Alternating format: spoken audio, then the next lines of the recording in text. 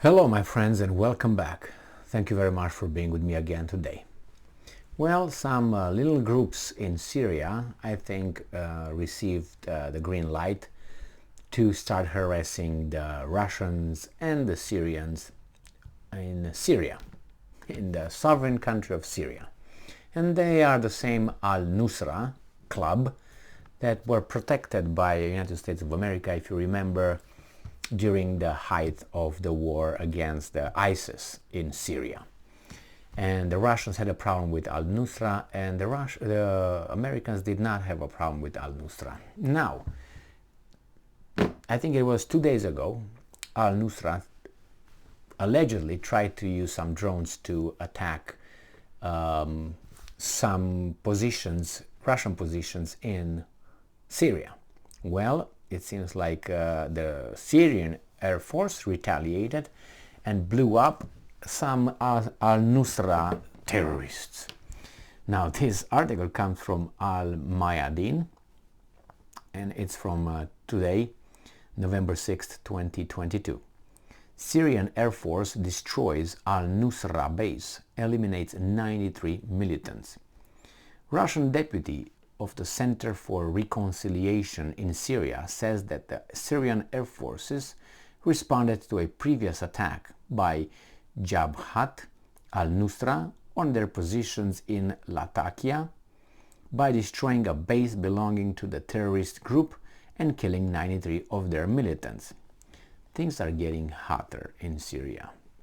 And remember, you have about 1,000 at least American troops located in the sovereign country of Syria, overseeing the extraction of Syrian oil by private companies how should I put it, unauthorized by the Syrian government. That is looting. According to Major General Oleg Yegorov, deputy head of the Russian Defense Ministry's Center for Reconciliation in Syria, the Syrian Air Force launched an attack on a base belonging to Jabhat al-Nusra terrorist group, killing 93 militants and injuring over 100 others. According to the Major General, the operation came in response to a previous terrorist attack carried out by the militant group against positions of the Syrian Arab Army in Latakia. And I'm quoting, as a result of the attack, a training camp for militants and underground shelters of illegal armed groups in the area of the settlements of Ashkani Takhtani were destroyed. 93 militants were liquidated, including field commanders. 135 members of the terrorist group were seriously injured, Yegorov stated. Now I have a little question here. Why only when those guys attacked you retaliated?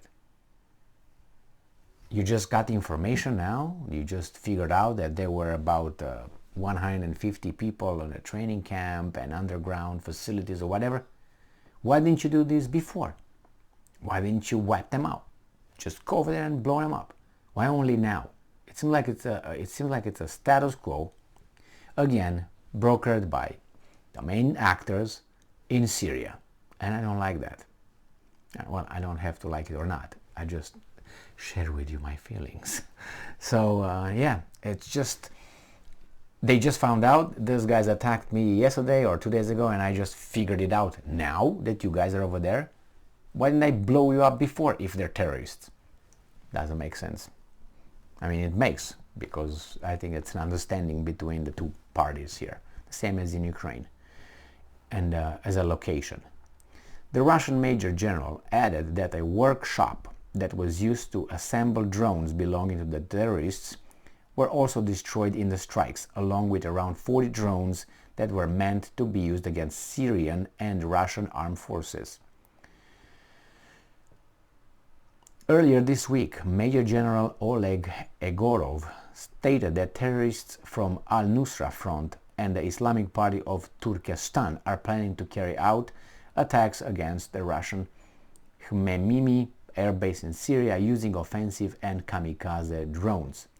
Egorov said that the militants belonging to the both terrorist groups have allegedly prepared a large number of drones in workshops in the Kirbet al-Joz region. They are now ready to carry out the attack.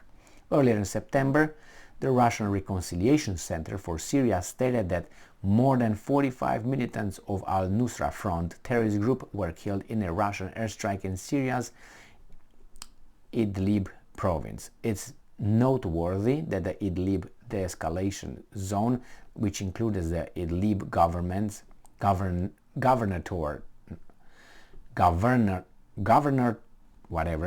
and parts of Aleppo, Hama and Latakia, is the last stronghold of Hayat Tahrir al-Sham militants, whose backbone is al-Nusra Front, as well as Turkey-backed militants. Oh my, so what's going on here? So again, my question is, if you knew, why didn't you blow them up before? If you know those guys over there, why don't you blow them up? I know they have the capability to do that. Is because they follow what we spoke last, what we discussed, which means you don't touch them, because otherwise we touch your guys over there.